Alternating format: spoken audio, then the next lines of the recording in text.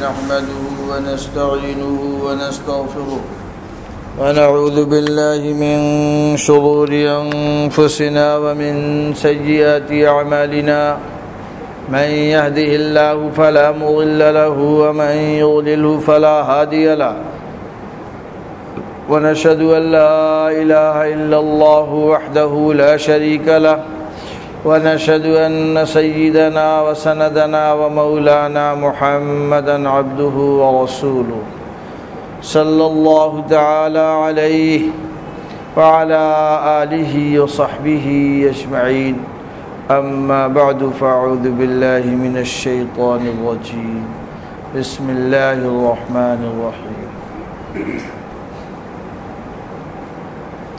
إن الأبرار لفي نعيم وإن الفجار لفي جحيم صدق الله مولانا العظيم۔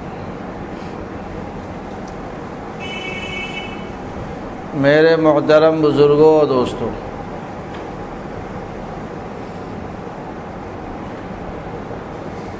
آپ حضرات کے سامنے ابھی احمد اللہ صلی اللہ علیہ وسلم نے چند آیتیں تلاوت کی۔ بڑے اختصار سے مجھے تھوڑی سی بات عرض کرنی تھی، اس لیے میں نے ان کی آیات میں سے 2 آیتیں دہرا دیا ہے۔ اللہ تعالیٰ ان 2 آیتوں میں ایک بڑا عجیب فیصلہ ساری دنیا کو سنا رہے ہیں۔ دیکھیے، اللہ رب العالمین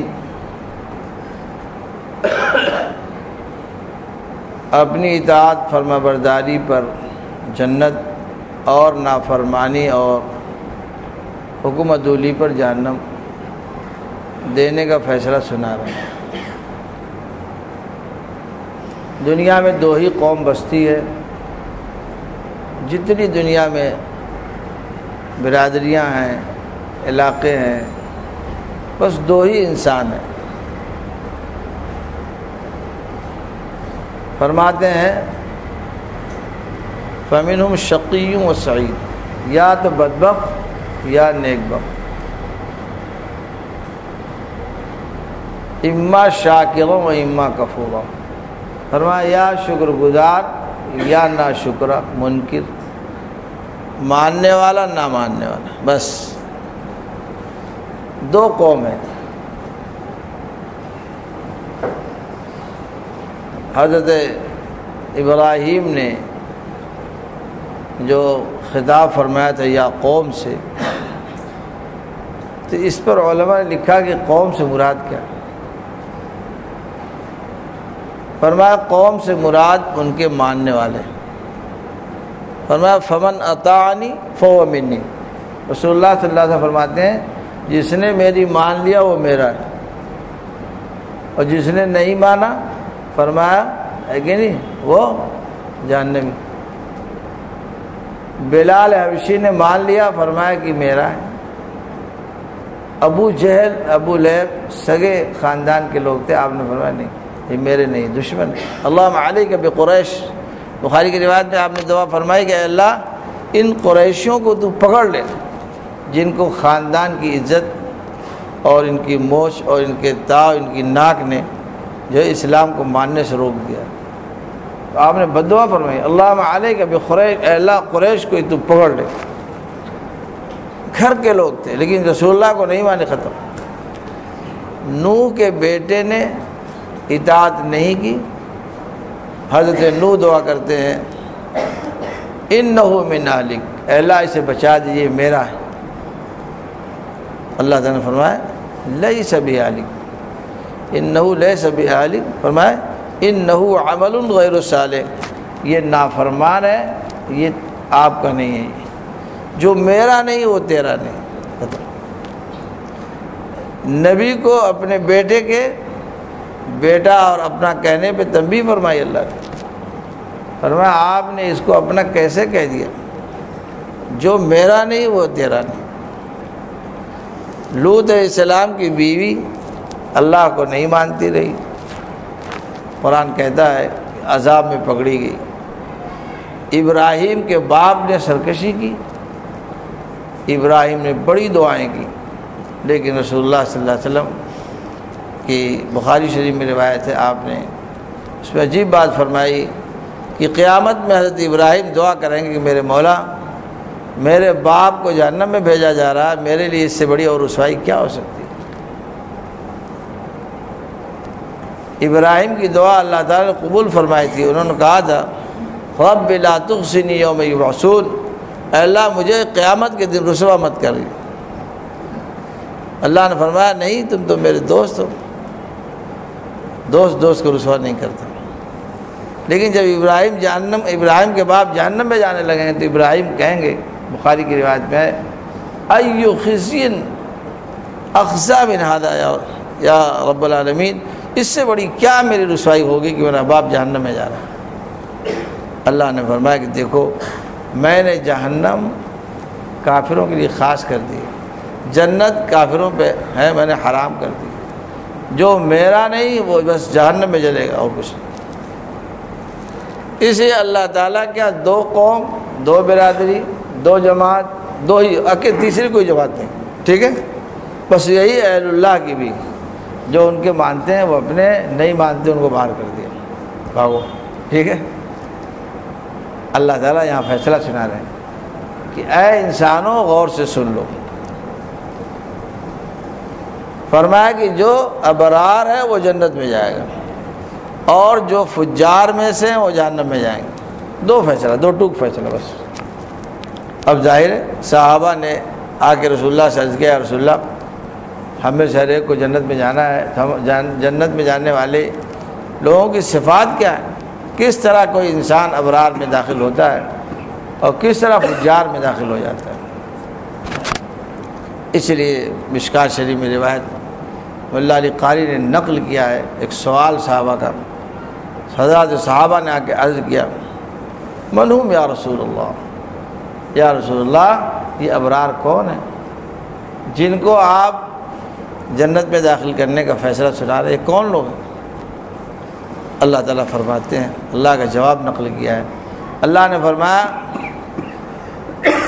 اور رسول اللہ صلی اللہ علیہ وسلم نے جو اس کا جواب دیا، فرمایا کہ جو ہے ہم الذین لا یؤذون الذر ولا یرضون الضر، فرمایا دیکھو ابرار اللہ کے یہاں وہی ہیں جو کسی بھی مخلوق کو ستاتے نہیں، اللہ کے مخلوق، اللہ کے بندہ ہونے کی وجہ سے کسی کو ستاتے نہیں، اور کوئی مصیبت میں آتا ہے تو اس پہ خوش نہیں ہوتے، کسی کی مصیبت دیکھ کر نہ خوش ہوتے نہ خود کسی کو اذیت دیتے، کوئی خود سے اذیت میں رہے اس کا کام، یہ تو دنیا کے لیے دعائی کرتے ہیں، سمجھ گئے؟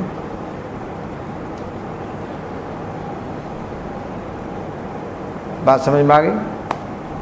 لیکن بظاہر چھوٹا سا جملہ، اس کی شرح میں علماء لکھتے ہیں یہ حقیقت میں اللہ کو اور اسی طرح اللہ کی ساری مخلوق کے حقوق کو جامع ہے۔ ابرار بننے کے لیے ضروری ہے کہ اللہ کا بھی حق ادا کرے اور مخلوق کا بھی حق ادا کرے۔ اگر اللہ کا حق ضائع کر دیا پھر بھی ابرار میں داخل نہیں ہوگا، اور اگر مخلوق کا حق ضائع کر دیا پھر بھی ابرار میں داخل نہیں ہوگا۔ اس لیے اگر دیکھا جائے تو لفظ ابرار جو ہے اتنا جامع ہے کہ حقوق اللہ اور حقوق العباد میں کسی طرح کی کمی سے اس کی ابراریت متاثر ہو جاتی ہے۔ بندے کو چاہیے کیا کہ کوئی کام کرنا شروع کرے تو مالک سے پوچھ لے، ڈرائیور گاڑی نکالتا ہے مالک سے پوچھ لیتا ہے، ایسے انسان جب ایمان لے آیا تو اللہ کا بندہ بن گیا، اب اس کو ہر کام اللہ سے پوچھ کر کرنا چاہیے۔ اب اللہ تعالیٰ سے کہتا ہے کہ پوچھنے کی صاحب گنجائش تو نہیں ہے، ٹیلی فون ایسا ہمارے پاس نہیں ہے، تو فرمایا نہیں، میرے احکامات اتارے جا چکے ہیں، تم علماء سے پوچھو، اللہ والوں سے پوچھو کہ میں کیا چاہتا ہوں، ان سے پوچھو گے تو تمہیں میرا منشا ظاہر ہو جائے گا، میری مرضی معلوم ہو جائے گی، ٹھیک ہے؟ اب آپ کپڑا سلانا چاہیں تو اللہ سے پوچھیں کہ اللہ تعالیٰ آپ کو کون سا کپڑا پسند ہے۔ آپ حجام کی دکان میں جائیں تو اللہ سے پوچھیں کہ آپ کو کون سی صورت پسند ہے، اللہ تعالیٰ فرمائیں گے محمد رسول اللہ کی صورت لے کے آنا. اگر تم نے شنیوا والوں کی صورت بنائی، اگر تم نے جو ہے نافرمانوں کی صورت بنائی، چندر شیکھر والی داڑھی رکھ لی، تو فرمایا کہ میرے ہاں کوئی اجر نہیں ملے گا. میرے ہاں تو اجر اس داڑھی پہ ملتا ہے جو رسول اللہ کی داڑھی رکھ کے آتا ہے. میرے یہاں بندہ میرا وہ کہلائے گا جو میرے حکموں پہ چلنے والا ہے. اس لیے حقیقت یہ ہے کہ انسان جب کوئی کام کرے تو اللہ سے پوچھ کر کام کرے. جب اللہ سے پوچھ کر کام کرنے کی عادت پڑ جائے گی تو آہستہ آہستہ اخلاص نصیب ہو جائے گا. ہے کہ نہیں؟ بات سمجھ میں آ گئی؟ دنیا کا کوئی بھی کام کرنا ہو اللہ سے پوچھو. کچھ تو ایسے بھی اللہ کے بندے ہیں جن پر اقبال نے ایک شعر کہا تھا تیرے ضمیر پر جب تک نہ ہو نزول کتاب، تیرے ضمیر پر جب تک نہ ہو نزول کتاب، ہے کہ نہیں؟ گرہ کشا ہے نہ راضی نہ صاحب کشاف. فرمایا کہ آدمی کی گرہ جب کھلتی ہے جب اللہ تعالیٰ کی کتاب اس پہ نازل ہونے لگے، یعنی ہر حکم اللہ کا ذہن میں مستحضر ہو جائے.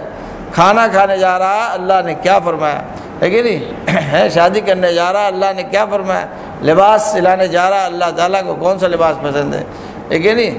سیلون میں داخل ہوا اللہ کو کون سا بال پسند ہے. اس لیے کہیں وہ ابرار سے خارج نہ ہو جائے، ہر دم یہ فکر رہنی چاہیے کہ میں اللہ کے بندہ بننے سے کہیں خارج نہ ہو جاؤں. ٹھیک ہے؟ جب فکر رکھیں گے تو اس کی بندگی آسان ہو جائے گی. پھر آپ کو معلوم بھی ہوگا کہ اللہ ہم سے چاہتے کیا ہے. آپ پوچھیں گے تو حکم معلوم ہوگا، لیکن جب حکم معلوم ہوگا عمل کرتے کرتے اپنے مالک کو بھی پہچاننے لگیں گے. بات سمجھ میں آ گئی؟ اگر آپ کے نفس نے کہا داڑھی مڈا لیا، اس نے کہا صاحب پینٹ بشرٹ پہنو، آپ نے پہن لیا. یہ نہیں سوچا کہ یہ دشمن کا لباس ہے، یہ نہیں سوچا کہ جو مسلمان کو اسلام کو مٹا رہا ہے آپ اس کا جھنڈا لیے جا رہے ہیں. اگر ہے اس کا جھنڈا لے کر چلو گے تو بھائی وہ ہے کہ نہیں، کس کے غلام کہے جاؤ گے؟ اللہ کے بندے نہیں کہے جا سکتے. اللہ کا بندہ تو وہی ہے جو اللہ کا جھنڈا لے کر چلتا ہے، جو رسول اللہ کا ہے کہ شناخت لے کر چلتا ہے، جو ان کا سمبل اور ان کی شکل ان کا ہے کہ جب سمبل لے کے آپ ان کا چلیں گے تب رسول اللہ کے کہے جائیں گے. سیاسی پارٹیاں جو ووٹ میں دکھائی دیتے ہیں کہ نہیں، کیسے لوگ ہوتے ہیں، لیکن جس پارٹی میں اس کا جھنڈا لے کے چلتے ہیں. کیوں؟ اپنی پارٹی اپنے لیے ثبوت فراہم کرتے ہیں کہ ہم اس پارٹی کے ہیں. تو ایسی مسلمان کو اللہ تعالیٰ نے کچھ علامت دی ہے، کچھ شناخت دیا ہے، کچھ جو آئیڈینٹی کارڈ آپ کو دیا ہے کہ آپ اپنے آپ کو بتائیں کہ آپ کس کے ہیں، اللہ اور رسول اللہ کے ہیں یا ہے کہ نہیں کسی اور کے ہیں. آپ کو وہ بات بتانی پڑے گی. اسی رسول اللہ صلی اللہ علیہ وسلم نے بہت چھوٹے سے جملے میں شرح فرما دی. دیکھو اللہ کا نیک بندہ اور ابرار اللہ کے یہاں وہی ہے جو نہ کسی مخلوق کا حق ضائع کرے اور نہ کسی مخلوق پر جب کوئی مصیبت آئے اس وقت خوش بھی نہ ہو، یہ سوچے کہ اللہ اس کے لیے معافی مانگے، اس کے لیے اللہ تعالیٰ سے درخواست کرے اللہ تعالیٰ اس کے گناہوں کو معاف فرما کر اس کی مصیبت کو ختم کر دے. تو مخلوق سے جب محبت ہوگی تو اللہ تعالیٰ ہے نا اس خیر خواہی کے بدلے میں تمہیں بھی کچھ اجر عطا فرمائیں گے. بات سمجھ میں آ گئی؟ بس تھوڑی سی بات مجھے کہنی تھی. جو ہے سوچنا چاہیے اللہ کا جو فیصلہ ہے کہ ابرار جنت میں جائیں گے تو کیا ہم ابرار ہیں کہ نہیں ہیں. پوچھنا چاہیے، سوچنا چاہیے، فکر کرنی چاہیے کہ ہم ابرار میں سے خارج تو نہیں ہو رہے ہیں. اور اللہ نے فرمایا یہ فجار جہنم میں جائیں گے، جو نافرمانی کرنے والے جہنم میں جائیں گے. تو یہ فکر ہونی چاہیے کہیں میرا نام تو نہیں آ رہا اس میں. اگر نام آئے تو اس کو فوراً کٹاؤ، نام آئے تو فوراً توبہ کرو، نام آئے تو اپنی جو ہے کہ نہیں وہاں سے انٹری ختم کراؤ اور توبہ استغفار کر کے کہو اللہ تعالیٰ مجھے اس سے نکال دے، میں تو تیرے ہی بندے میں رہنا چاہتا ہوں. بات سمجھ میں آ گئی؟ بس اگر سمجھ میں آ گئی تو ساری دنیا میں اسلام پھیلانے کے بجائے اپنے آپ میں اسلام پھیلائیے. سب سے بڑا جو اس وقت المیہ ہے وہ یہی ہے کہ اگر انسان چاہتا ہے ساری دنیا میں مسلمان غالب ہو جائے، لیکن اپنے گھر میں اور اپنے جس پر اسلام لانا نہیں چاہتا. کیسے غالب ہوگا بھائی؟ اس لیے مسلمان کی سب سے بڑی ذمہ داری ہے کہ نہیں، یا ایھا الذین آمنوا علیکم انفسکم، فرمایا مسلمانوں اپنے آپ کو لازم پکڑو، تمہارے اندر کہیں سے اسلام کی کمی ہے رہنے نہ پائے. ہمارے جسم پر ہے میرے دوستوں آج دوسروں کا بول بالا ہے، ہمارے جسم پر دوسروں کا لباس ہے، ہمارے گھر میں دوسروں کا کلچر ہے۔ آج ہمارے نبی کی سنت ہمارے گھر میں نہیں۔ آپ بتائیے ہمارے نبی کی سنت کس کے گھر میں رہے گی؟ یہودی نصرانی گھر میں رہے گی بھائی؟ آپ جس نبی کے کلمہ پڑھتے ہیں اس نبی کی سنت نہیں، اس نبی کا طریقہ نہیں، اس نبی کی صورت نہیں، اس نبی کا لباس نہیں، اس نبی کی یاد نہیں، تو پھر کلمہ پڑھنے کا مطلب کیا؟ بس اس لیے سب سے پہلی ذمہ داری یہ ہے، جو سب سے بڑا فریضہ ہے کہ یا اللہ تعالیٰ نے فرمایا یا ایھا الذین آمنوا قوا انفسکم واہلیکم نارا، اے مسلمانوں اپنے کو اور اپنے گھر والوں کو جہنم سے بچا لو۔ اس کو لکھا ہے فرض علی العین ہے، دوسروں سے کہنا اور دوسروں کو جو ہے یقینی دعوت دینا یہ تو سنت ہے، اپنے کو جہنم سے بچانا فرض ہے۔ جو فرض ہے وہ آج ہم ادا کرنے کے لیے تیار نہیں۔ مسلمان سوچتا ہے امریکہ میں اسلام کتنا پھیل رہا، خوش ہے۔ ارے اپنے اندر کتنا اسلام پھیل رہا ہے اس کو دیکھو۔ تمہارے سر پر آخر اسلام کی نشانی کیوں نہیں؟ تمہارے لباس میں اسلام کے ہیں بود باش کیوں نہیں؟ ہمارے کھانے پینے کے طریقے میں آخر اسلام کا طریقہ کیوں نہیں؟ یہ سوچیں گے بس۔ جس دن آپ یہ فیصلہ کر لیں گے، اگر آپ کے اوپر سر سے پیر تک اسلام پھیل گیا تو سمجھیے کہ پوری دنیا میں اسلام پھیل گیا۔ ارے سمجھ گئے؟ حدیث شریف میں آتا ہے ممات فقط قامت قیامت ہو، جو مر گیا اس کی قیامت اسی دن آ گئی۔ چاند سورج رہ کے کیا کریں گے جب آپ کو فائدہ نہیں پہنچائیں گے؟ جب آپ مر گئے قیامت آ گئی۔ کہتے ہیں اپنے کھائے نعمت اور اپنے مرے قیامت۔ ٹھیک ہے، آپ نے پیٹ بھر لیا تو سوچتے ہیں کہ صاحب ہے کہ نہیں آسودہ سو رہے ہیں، آپ کو کسی کی بھوک کا احساس ہوتا ہے؟ نہیں ہوتا۔ وہ تو ایک سنت ہے کہ آپ کسی اوروں کی ہدایت کی دعا کریں، اوروں کی ہدایت کی کوشش کریں، لیکن اپنے آپ کو اللہ کی پکڑ سے بچائیں، یہ فرض ہے۔ ٹھیک ہے، لیکن آج جو فرض ہے وہ نہیں ہو رہا ہے، وہ فرض کی فکر ختم ہو گئی، اپنے گھر میں اسلام لانے کی فکر ختم ہو گئی، ایک ایک فرض کر کے سب لوگ بگڑ گئے، معاشرہ بگڑ گیا۔ اب آپ ٹٹولتے رہیے پوری مارکیٹ میں، پورے بازار میں مسلمان مل ہی نہیں رہے، ہے کہ نہیں؟ کوئی دھاگا پہنے بھاگ رہا ہے، کوئی جو ہے پین بوشٹ پہنے جا رہا ہے، سب اپنے اپنے اوپر سے اسلام کی نشانی مٹا دیے۔ کہاں ملے گا بھائی اسلام؟ ہمارے ہی جسم پر اسلام ملے گا۔ ٹھیک ہے، اگر ہم اسلام کو اپنے جسم پہ رکھنا نہیں چاہتے تو آپ بتائیے اسلام کا فائدہ ہم کو ملے گا؟ ارے سمجھ گئے؟ بس وعدہ کر لو کہ ہم کو 100% مسلمان بن کے رہنا ہے۔ ٹھیک ہے، دعا کر لو۔ تو لوگ جا رہے ہیں، ہم لوگ چھٹی۔ الحمدللہ رب العالمین والصلاۃ والسلام علی سیدنا مولانا محمد النبی الامین وعلی آلہ وصحبہ اجمعین۔ اے اللہ ہم اپنے فضل و کرم سے ہم میں سے ہر ایک کے قصوروں کو گناہوں کو معاف فرما، ہمارے ظاہر کو باطن کو 100% مسلمان بنا دے۔ اے اللہ ہماری زبان کو بھی مسلمان بنا، آنکھوں کو مسلمان بنا، ہماری سوچ کو مسلمان بنا، لباس کو مسلمان بنا، جان کو، مال کو، آل کو، اولاد کو۔ اے اللہ ہر ایک کو اسلام کی سلامتی سے مالا مال فرما دے۔ اے اللہ ہم سب کو 100% ظاہر باطن میں مسلمان بنا دے۔ اے اللہ اسلام کی مکمل سلامتی نصیب فرما دے، ایمان کا امن نصیب فرما دے، احسان کے محاسن نصیب فرما دے۔ اے اللہ عالم اسلام میں غلبے کا فیصلہ فرما دے، عالم اسلام کو غالب فرما دے۔ اے اللہ عالم باطل کو شکست ریخت عطا فرما دے۔